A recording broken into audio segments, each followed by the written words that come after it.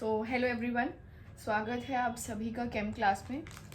और आज हम डिस्कस करने वाले हैं जेई का प्रीवियस ईयर का एक क्वेश्चन जो कि सॉल्यूशंस टॉपिक से रिलेटेड है। सबसे पहले हम ये समझते हैं कि इस क्वेश्चन के अंदर हमें क्या क्या वैल्यूज़ गिवन है। क्वेश्चन में हमें क्लियरली मेंशन है कि एक 50 ml का 0.2 मोलर यूरिया सोल्यूशन है जिसके लिए टेम्परेचर हमें 300 केल्विन गिवन है। The first thing that is mention to us is the temperature that is 300 kelvin. उसके साथ हमें बोला है कि इसको मिक्स किया गया है एक सोल्यूशन के साथ जिसका वॉल्यूम 250 ml हमने यूज़ किया है, और उस सोल्यूशन में जो यूरिया है दैट इज़ अराउंड 0.06 ग्राम्स। ठीक है, अब बेसिकली कर क्या रहे हैं कि हमारे पास एक सोल्यूशन 1 था, एक सोल्यूशन 2 था, इन दोनों को मिक्स करके एक सोल्यूशन 3 निकल रहा है। इस सोल्यूशन 3 का हमें निकालना है यहाँ पे ऑस्मोटिक प्रेशर। ठीक है, जिसको हम रिप्रेजेंट करते हैं पाई से, which is a colligative property. ठीक है जी, तो अब हमें एक तो क्लियर चीज़ मेंशन हो गई है कि हमें फॉर्मूला जो यूज़ करना है that is our formula that is pi V equals to NRT, जो कि ऑस्मोटिक प्रेशर का फॉर्मूला है। दूसरी चीज़, इसके अंदर हमें नंबर ऑफ मोल्स चाहिए ऑफ द सल्यूट, उसके लिए हमें मास ऑफ सल्यूट चाहिए होगा। अब सल्यूट जो है वो 2 सोल्यूशन से कंट्रीब्यूट हो रहा है। पहला तो हमें पता है that is W1 is basically 0.06 grams urea, यानी ये हमारे पास पहला सल्यूट है जो हम ऐड कर रहे हैं। दूसरा हमें क्वेश्चन में बोला हुआ है कि एक ऐसा सोल्यूशन है जो 0.2 मोलल है, यानी सबसे पहले हम निकालते हैं वेट ऑफ यूरिया जो कि हमारे पास 0.2 मोलल सोल्यूशन में रहा होगा। So we will first find the weight of urea in 0.2 molal solution. ठीक है, वो हमें क्लियरली पता है 0.2 मोलल का मतलब है, जब हमें लिखा हुआ है this means that we have 0.2 moles urea in 1000 grams solvent. ठीक है, ये चीज़ हमें पता है। इससे हम ये बता सकते हैं कि हमारे पास जो वेट ऑफ यूरिया है वो कितना है। Weight of urea can be written as moles equals to mass upon molar mass. ठीक है, तो मोलर मास ऑफ यूरिया जो होता है that is equal to 60 grams per mole. Molar mass of urea equals to 60 grams per mole. ठीक है, ये हमने कर दिया। अब हम क्या करेंगे, जो मोल्स हैं multiplied by the molar mass, तो हमें मिल गया मास ऑफ यूरिया जो कि 0.2 मोलर में प्रेजेंट है, that is around 12 grams equals to mass of urea in 0.2 molar solution. तो एक क्लियर इन्फॉर्मेशन हमें पता चल गई है। अब पॉइंट ये आता है कि हमें वेट निकालना पड़ेगा अपने पूरे सोल्यूशन का, यानी कि जो नेक्स्ट स्टेप हम प्रोसीड करेंगे वो हम प्रोसीड करेंगे to calculate the weight of the solution. ठीक है, so the next thing is the find the weight of solution. और सोल्यूशन होता है हमारे पास the weight of solvent plus weight of solute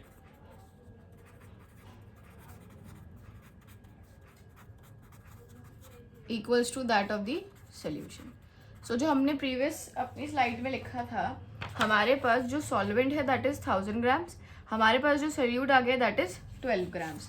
तो हम सोल्यूशन को कह सकते हैं as 1000 plus 12 grams which is equal to 1012 grams of the solution. ये हमारे पास अपना सोल्यूशन का वेट आ गया है। अब नेक्स्ट पॉइंट है इंपॉर्टेंट हमें कि हमें क्वेश्चन के अंदर, अब क्योंकि हम pi V equals to NRT formula use कर रहे हैं तो उसके लिए हमें वॉल्यूम ऑफ सोल्यूशन भी चाहिए होगी। नेक्स्ट स्टेप है हमारा to calculate the volume of solution. And if you clearly look at the question, question के अंदर हमें डेंसिटी भी गिवन है सोल्यूशन की। हम यहाँ पे एक रिलेशनशिप यूज़ करेंगे that is density equals to mass over volume. The next step is to find the volume of solution.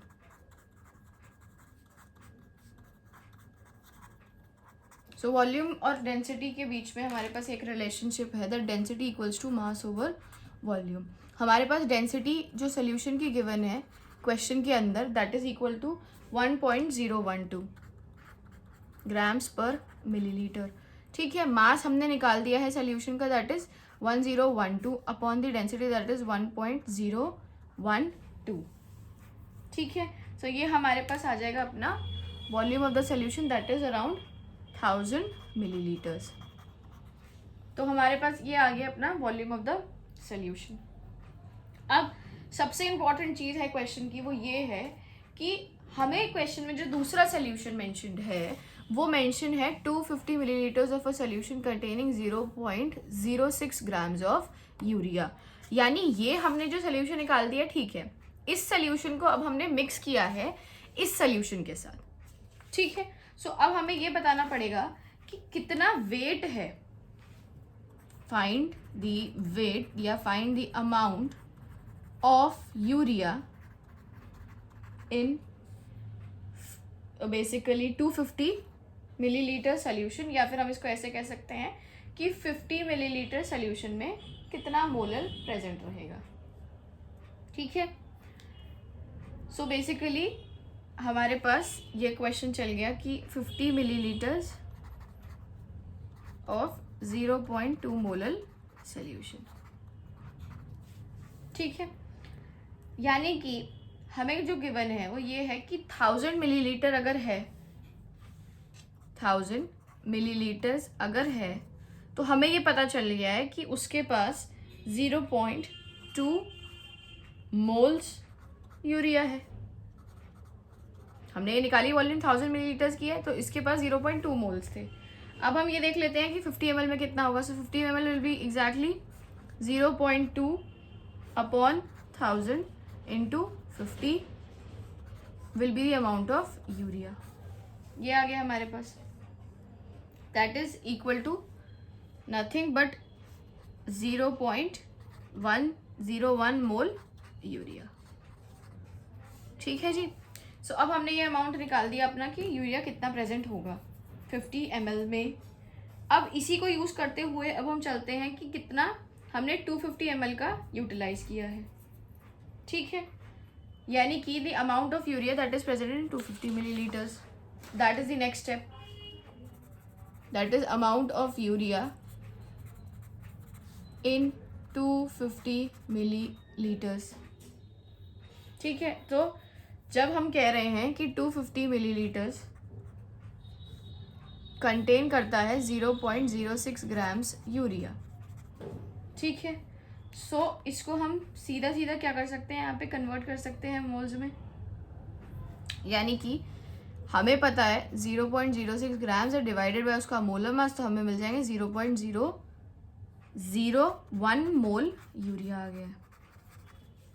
ठीक है, हमने बेसिकली क्या किया है कि उस वाले सोल्यूशन में जिसमें 0.5 मोलारिटी थी, उस मोलारिटी थी, उससे भी हमने ये निकाल दिया कि कितना हमने ऐड किया है।